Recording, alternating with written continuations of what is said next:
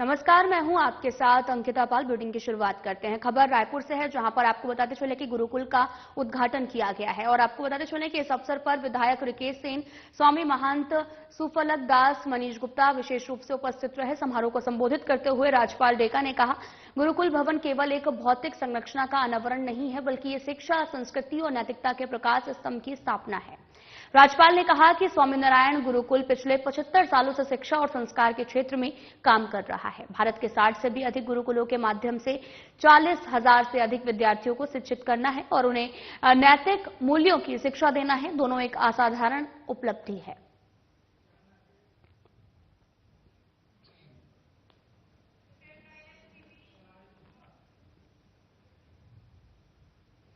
वहीं राज्यपाल रमेन डेका भारत सेवा संघ परमानंद अकादमी के आपको बताते चले कि वार्षिकोत्सव में शामिल हुए हैं और इस दौरान उन्होंने विद्यालय के मेधावी विद्यार्थियों के लिए 2 लाख रुपए का प्रोत्साहन राशि राजभवन की ओर से देने की घोषणा की है।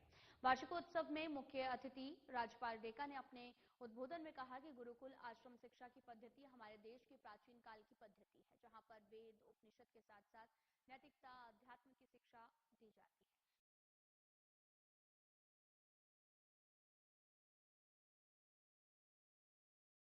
आदमी भी जो है वो भारतीय संस्कृति, परंपराओं और नैतिक मूल्यों के संवर्धन में अग्रणी भूमिका निभा रही है। उन्होंने बताया कि वे भी इस संस्था से जुड़े हुए हैं और ये संस्था जरूरतमंद लोगों के लिए कार्य कर रही है, जो कि बहुत ही सराहनीय है।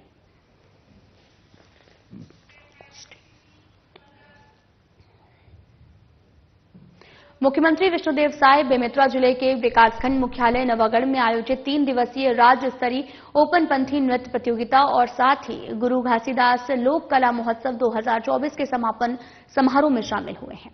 उन्होंने नवागढ़ में बाबा गुरु घासीदास जैतखम में पूजा अर्चना कर राज्य की खुशहाली और समृद्धि की कामना की है। मुख्यमंत्री विष्णुदेव साय ने इस अवसर पर 209 करोड़ 12 लाख 57 हजार रुपए के 74 कई विकास कार्यों का भूमि पूजन और लोकार्पण किया है। उन्होंने नवागढ़ के कोदूराम दलित महाविद्यालय में एमकॉम और साइंस विषय की 40-40 सीट और अनुसूचित जाति के बाहुल्य में 10 ग्रामों में 10-10 लाख रुपए की सीसी रोड का निर्माण कराए जाने की घोषणा की है। इस अवसर पर विधानसभा अध्यक्ष डॉक्टर रमन सिंह और केंद्रीय राज्य मंत्री टोकन साहू, खाद्य मंत्री दयाल दास बघेल और राजस्व मंत्री टंकराम वर्मा उपस्थित रहे हैं।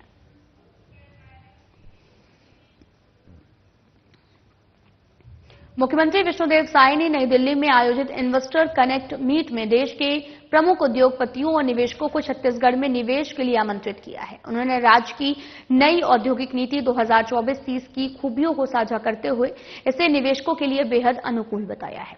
कार्यक्रम में शामिल हुए प्रमुख उद्योगपतियों से छत्तीसगढ़ सरकार को 15 करोड़ 184 लाख के निवेश प्रस्ताव भी प्राप्त हुए हैं।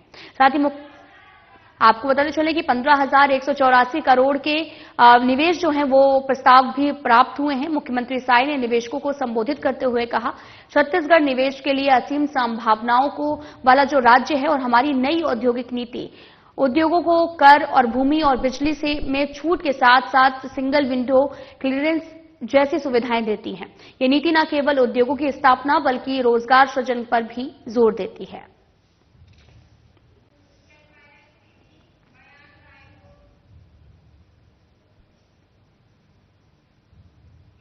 रायपुर में उप मुख्यमंत्री अरुण साव ने कांग्रेस के एक बयान पर पलटवार करते हुए कहा कि यह सरकार मजबूत और सशक्त सरकार है। कांग्रेस पार्टी के लोग आजकल बहुत खाली हैं, हमारी सरकार की बहुत चिंता करते हैं। उन्होंने ये भी कहा कि ये सरकार 5 साल के लिए चुनी गई है और 5 साल से पहले कांग्रेस ये जो सपना देख रही है वो पूरा नहीं होने वाला है। कहा कि कांग्रेस पार्टी के लोग आजकल बहुत खाली है। भारतीय जनता पार्टी और सरकार में क्या हो रहा है इसकी बहुत चिंता करते हैं आजकल। देखिए, ये विष्णुदेव जी की सरकार है, भारतीय जनता पार्टी की सरकार है, मजबूत सरकार है, सशक्त सरकार है और छत्तीसगढ़ के 3 करोड़ जनता के हितों को सुरक्षित संरक्षित करने वाली सरकार है। ये सरकार 5 साल के लिए चुनी गई है। 5 साल से पहले ये सपने देख रहे हैं, इनके सपने कभी पूरे होने वाले नहीं हैं। अब ये तो आने वाले 15-20 सालों से दूर दूर तक सरकार के नजदीक नहीं आने वाली है। बीजेपी के संगठन में विस्तार को लेकर दिल्ली में एक महत्वपूर्ण बैठक आयोजित होगी, जिसे लेकर मुख्यमंत्री विष्णुदेव साय पहले से ही दिल्ली में हैं।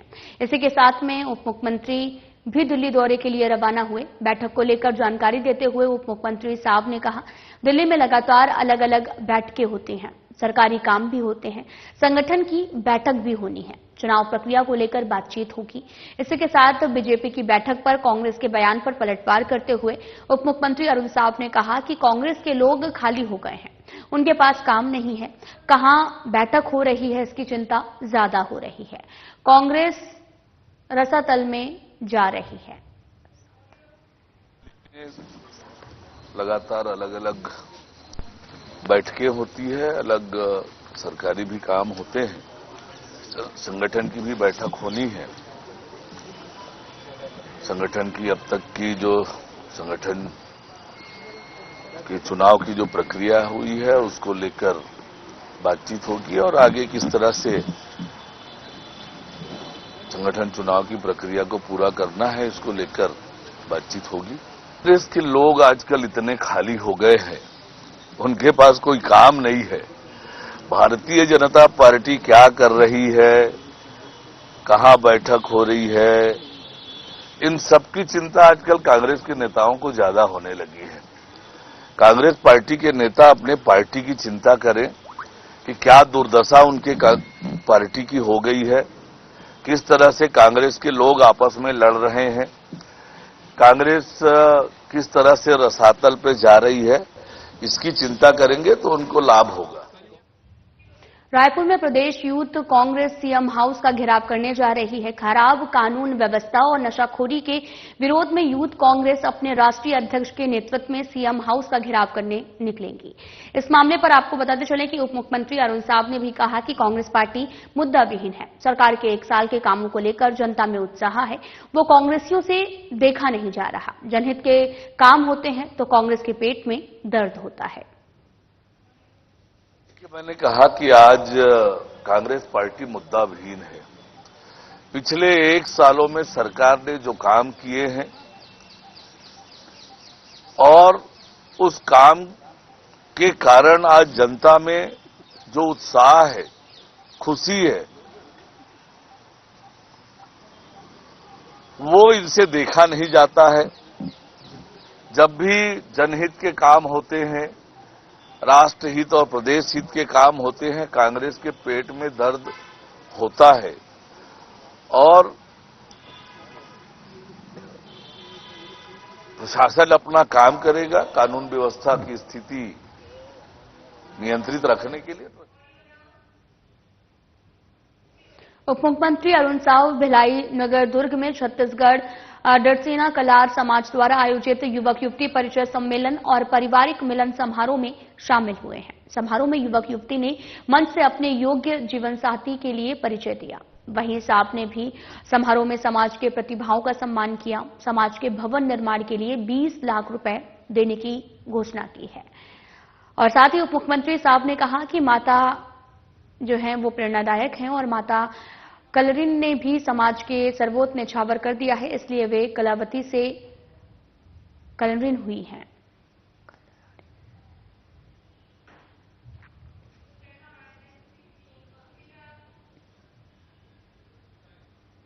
कोरबा शहर में जनता की बुनियादी सुविधाओं और अधोसंरचना विकास को प्राथमिकता देते हुए श्रम मंत्री लखनलाल देवांगन ने कुल आपको बताते चलें कि 67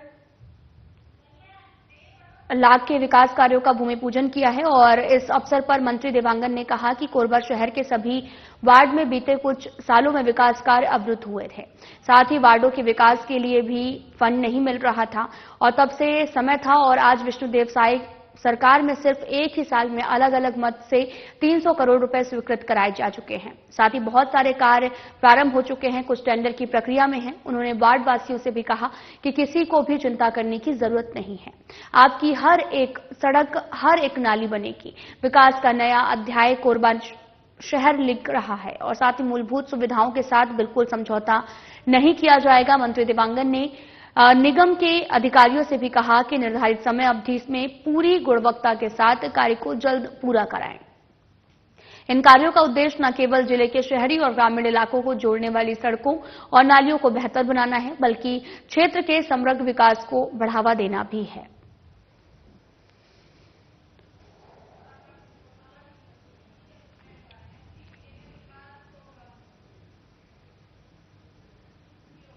वहीं श्रम मंत्री लखनलाल देवांगन ने शनिवार को नगर निगम क्षेत्र अंतर्गत गरी जोन के वार्ड क्रमांक 45 सियाही मूड़ी में आपको पता चले कि 4 वार्डों के कई विकास कार्यों का भूमि पूजन और शिलापट्टी का अनावरण किया है। इस अवसर पर मंत्री देवांगन ने संबोधित करते हुए कहा कि विष्णुदेव सरकार नगरीय क्षेत्रों के विकास के लिए संकल्पबद्ध होकर कार्य कर रही है। शहरों के विकास के लिए राशि की कोई कमी नहीं होगी। जनभावना के अनुरूप तमाम विकास कार्य भी किए जा रहे हैं। उन्होंने कहा कि शासन द्वारा सुगम, सुचिता और सुशासन के साथ में नैतिक मूल्यों का निर्वहन करते हुए जन सरोकार के कार्यों को प्राथमिकता से किया जा रहा है।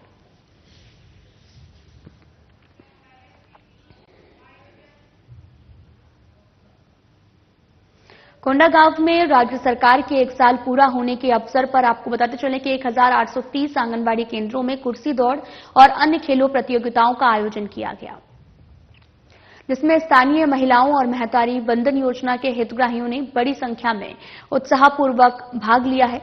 और इस आयोजन में स्थानीय जनप्रतिनिधि, गणमान्य नागरिक भी उपस्थित हुए और इसके अतिरिक्त विभागीय योजनाओं, प्रधानमंत्री मातृ वंदन योजना, बेटी बचाओ बेटी पढ़ाओ, घरेलू हिंसा से महिलाओं के संरक्षण के लिए कानून और प्रावधान, सखी वन स्टॉप सेंटर और कार्यस्थल पर महिलाओं के लैंगिक उत्पीड़न से संरक्षण के लिए भी प्रावधान से भी जन सामान्य को अवगत कराया गया है।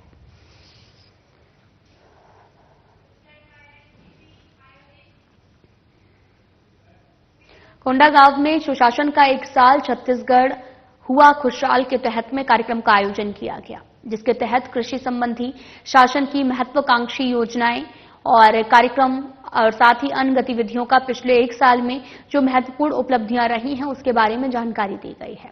आम कृषक और सामान्य जनमानस को अवगत कराने के उद्देश्य से आयोजित सुशासन पखवाड़ा में किसान सम्मेलन सह कृषक संगोष्ठी कार्यक्रम का आयोजन किया गया, जिसमें विशिष्ट अतिथि केशकाल विधायक नीलकंठ टेकाम रहे और कार्यक्रम के मुख्य रूप से कृषक उन्नति योजना, मत्स्य पालन विभाग और पशुधन विकास विभाग, सहकारिता विभाग के द्वारा अपने कई विभागीय योजनाओं के बारे में किसानों को जानकारी दी गई है।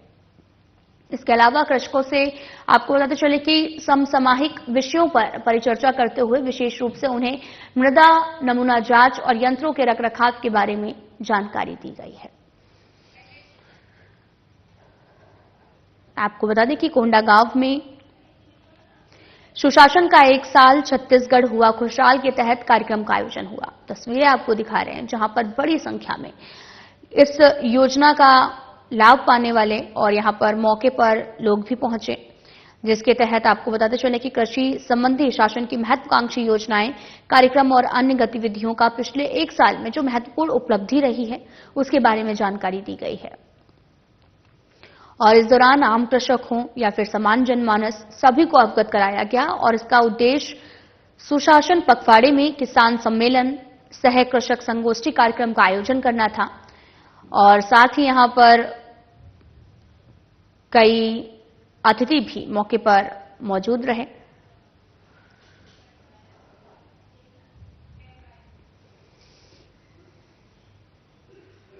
मुख्यमंत्री विष्णुदेव साय से मुख्यमंत्री निवास में छत्तीसगढ़ वॉलीबॉल संघ के पदाधिकारियों ने छत्तीसगढ़ ओलंपिक एसोसिएशन के सचिव विक्रम सिसोदिया के नेतृत्व में सौजन्य मुलाकात की है।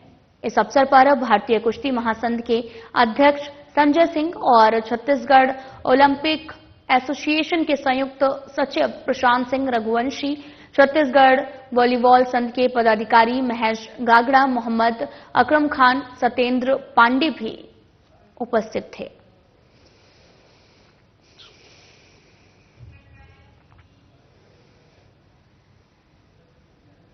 मुख्यमंत्री विष्णुदेव साय ने कहा कि किसी भी क्षेत्र में सफलता पाने के लिए शिक्षा जरूरी है।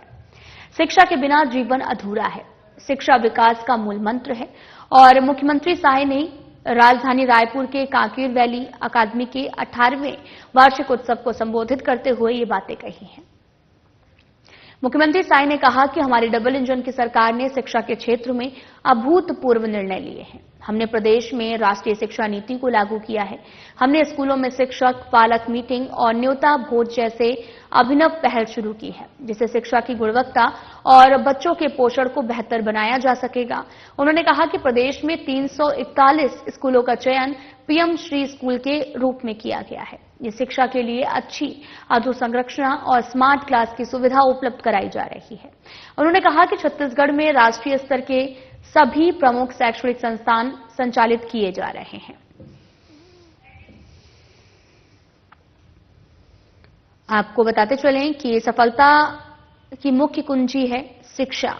लगातार सीएम शिक्षा को बढ़ावा दे रहे हैं। लगातार आपको बताते चलें कि उन्होंने शिक्षा पर जोर दिया है, जहां पर उन्होंने कहा कि सफलता की मुख्य कुंजी जो है वो शिक्षा है।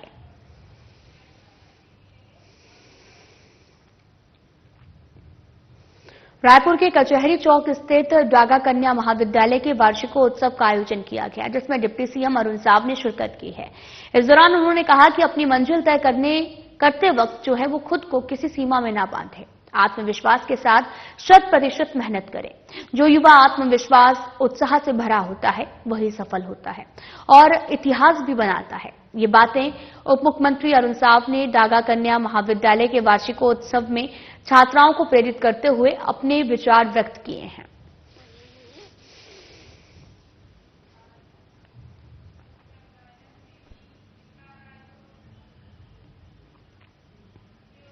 प्रदेश में तेजी से स्वास्थ्य सुविधाओं का विस्तार हो रहा है। मुख्यमंत्री विष्णुदेव साय ने मेडिकल कॉलेज रायपुर में आज कायाकल्प राज्य स्तरीय पुरस्कार समारोह को संबोधित करते हुए ये बातें कही हैं। मुख्यमंत्री विष्णुदेव साय ने कार्यक्रम में स्वास्थ्य योद्धाओं, टीबी मुक्त ग्राम पंचायतों को सम्मानित किया। चिकित्सकीय संवर्ग के नवनियुक्त स्वास्थ्य कर्मियों को नियुक्ति पत्र प्रदान किए। मुख्यमंत्री ने कायाकल्प से सम्मानित संस्थाओं, टीबी मुक्त ग्राम पंचायतों, स्वास्थ्य योद्धाओं को अपनी शुभकामनाएं भी दी हैं। कार्यक्रम में स्वास्थ्य मंत्री श्याम बिहारी जायसवाल भी मौजूद रहे।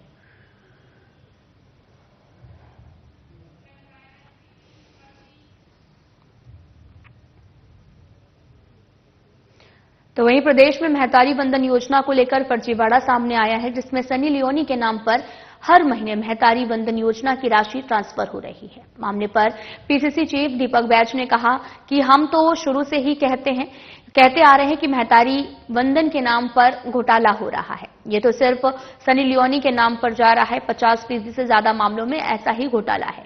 अगर ठीक से जांच की जाए तो ऐसे कई मामले जो हैं वो सामने आएंगे। उन्होंने कहा कि 75 लाख में कम से कम 50 लाख से अधिक मामलों में गड़बड़ी है।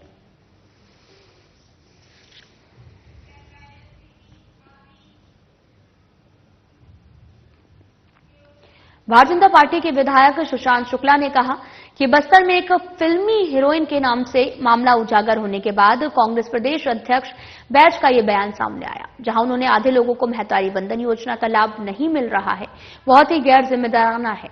महतारी वंदन योजना को लेकर कांग्रेस के नेताओं ने भी अनेक बार झूठ बोला, जिसके लिए कांग्रेस के सारे नेताओं को छत्तीसगढ़ की माताओं बहनों से तुरंत माफी मांगनी चाहिए। राहुल गांधी से लेकर छत्तीसगढ़ के कांग्रेस के नेता झूठ की राजनीति करते हैं, भ्रम की राजनीति करते हैं।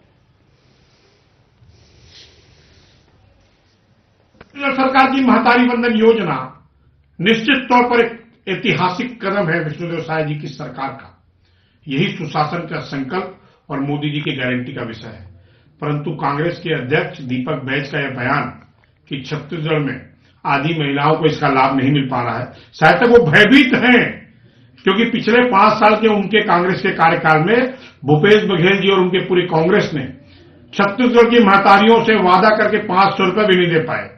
हद तो यहां तक हो जाती है कि हमारी विधवा बहनों को भी वो निराश्रित पेंशन के नाम पर 500 रुपए वादा करने के बाद भी नहीं दे पाए, तो वो भयभीत हैं। इस योजना के माध्यम से छत्तीसगढ़ की आधी आबादी को जो लाभ मिल रहा है, उसके योजना से उनको उनकी राजनीतिक जमीन खिसक रही है।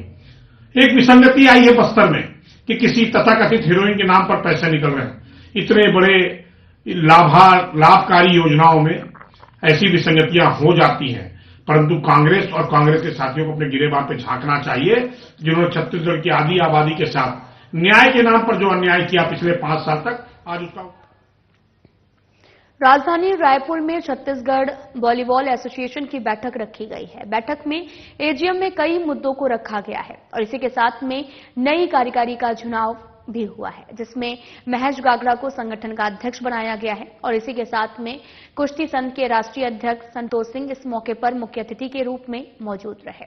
उनकी अध्यक्षता में यह बैठक संपन्न हुई। उन्होंने महेश गागड़ा को अध्यक्ष घोषित करते हुए उन्हें शुभकामनाएं दी हैं।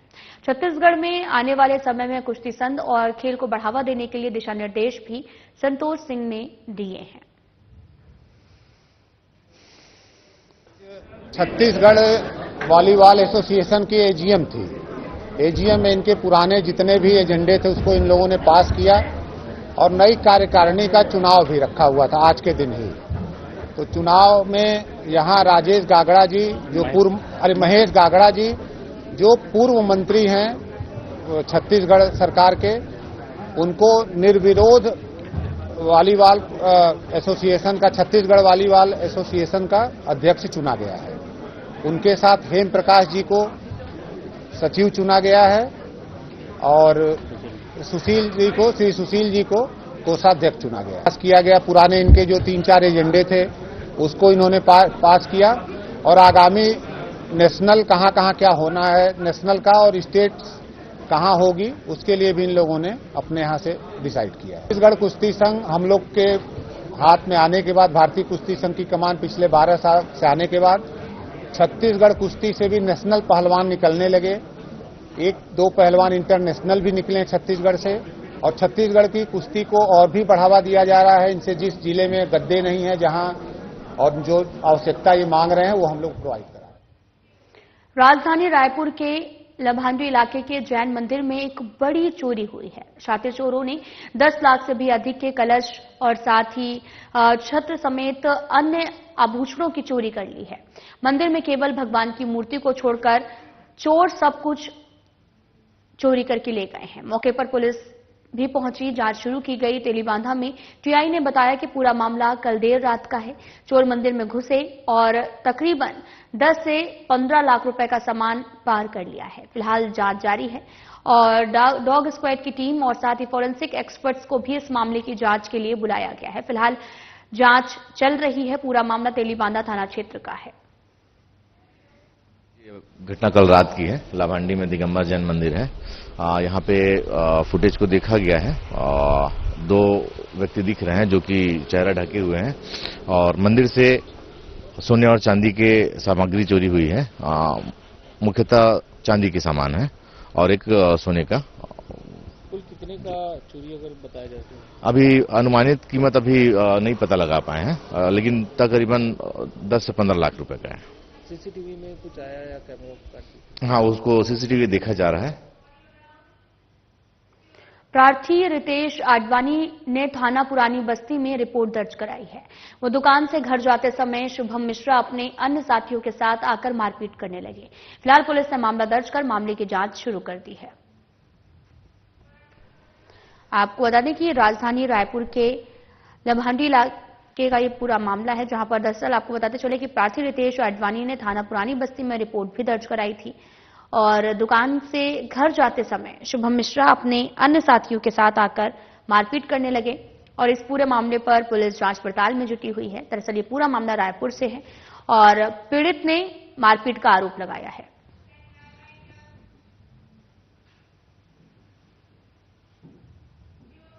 फिलहाल इस वीडियो में इतना ही। नमस्कार।